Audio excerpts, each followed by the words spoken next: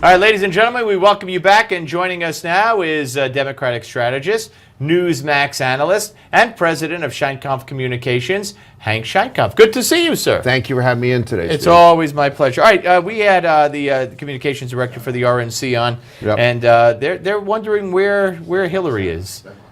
They have a running total of days that she's not been seen. Her last public appearance without being paid was about 70 days ago. With all that's going on, you know, they criticized Christie for not answering questions when it's thrown at him, and I believe rightfully so. They criticize also other Republican candidates, but Hillary doesn't have to have the questions thrown at her because she's in hiding. No, actually, she doesn't have the questions thrown at her because she's not a candidate. She's not Well, an none of elected them are, but she's not an elected public official. Chris Christie's a governor. He answers questions. Hillary Clinton's a private citizen. Why should she have to answer questions? Well, because if she's going to run for president, we don't know she that should, yet. well, We don't know that yet, and that's not a fair. That's really not fair. it's not fair. It's not fair. She could come out and get paid $300,000 and speak and answer questions, but she has no business coming out in public. Last I looked, this was a free enterprise system. Yeah, and if someone wants to pay you no, 300 G's to make a she's speech, not gonna live go and to- be well. She's not going to go to jail for not doing it. Of course, legally she could stay in hiding, but No, just it's saying, free enterprise. Yeah. She's entitled to do that, and she's a private. absolutely. Hold on, she's a private citizen. She chooses not to answer questions from people. That's fine. All right, how much do you think the Brian Williams affair is going to harm her? Because Brian Williams, in effect, is gone, and he'll be gone as long as it takes for her to announce, if she announces, 6 months. I can't see her putting it off, till that long. So aren't the questions legitimate? Hey, Hillary, you lied about taking sniper fire in Bosnia. Why is it more important for Brian Williams to be honest than you?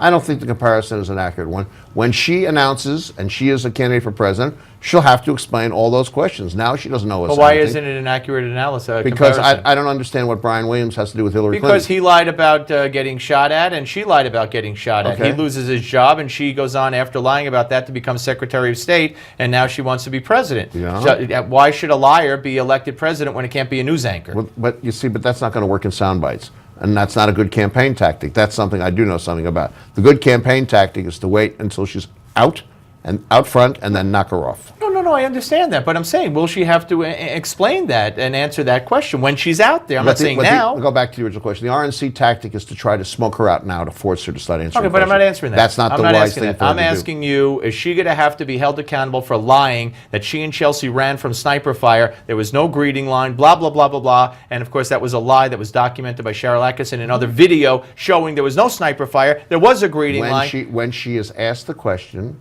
in a public forum and when she's a candidate, right. it's going to be hard to get away from. And That's what I'm that's asking. different. Yeah, all right. But she ain't a candidate. No, I know she's not a private candidate. citizen. All right, well, she's hardly a private citizen. She's a public figure. Private citizen, public figure is there's a line there. I don't know about that. All right, anyway, all right, let's move on. Barack Obama yesterday asked for this authorization from Congress.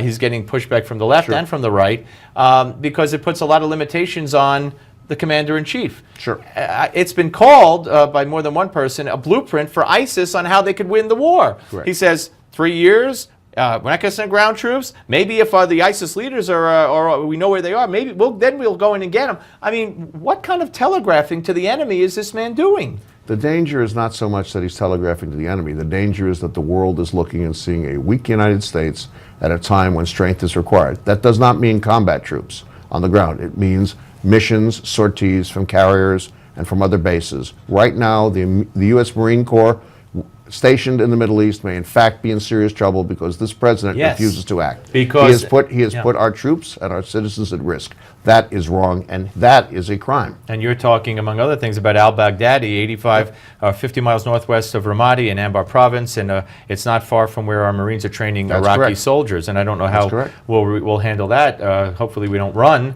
but that would take reinforcements. It is not surprising that ISIS and other terror groups have decided that they can make easy pickings of Americans because they want to force the president to engage. The way to engage would have been 6 months ago to increase sorties off carriers and other bases into ISIS to kill them. The only thing that they understand is to be killed. Absolutely.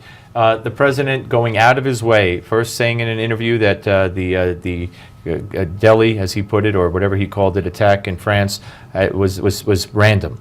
Then when asked about it, Josh Earnest doubled down and specifically said it was not targeting Jews. And his reason? Well, they didn't call out the victims by name, which I don't even know what that means. Well, that might be in their defense. an attempt to recall the events at Entebbe when the Israeli army went and rescued a bunch of Jews and others who happened to be held hostage by a foreign government. Right. But I mean, An act of international piracy. Yeah, but I mean, of course, it was France recognized They called it. out their names. But France, because they had their passports. Correct. They took the passports. But France recognized it as an anti-Semitic attack. The world did. Why can't this president? Because the presumption is that someone who goes to a kosher restaurant on a Friday afternoon before the Sabbath begins is actually going there because they want to go to a kosher restaurant or market on a Friday afternoon before the Sabbath begins. Absolutely absurd and not truthful. Yeah, okay. Well, it is absurd and it is not true. But it is part of an international argument. What this president is doing and what the world needs to pay attention to is he is attempting to put the state of Israel and the prime minister in a position where they can be blamed for the problems, when in fact, the truth is Israel can defend itself. Right. The problem is, will the United States be able to defend itself? That's a great point. On the Iran, if there's a deal with Iran and then they have to take military action based on the deal, he's looking to blame Israel. The deal with Iran will also empower the Russians, unfortunately. All right, Hank Sheinkopf, ladies and gentlemen, we'll be back with author and American thinker, columnist Talib Starks after the break. But first, we're going to take a look back at President Ronald Reagan's TV address announcing his strategic defense initiative to counter Soviet attacks with this hour's American Moment. Don't go away.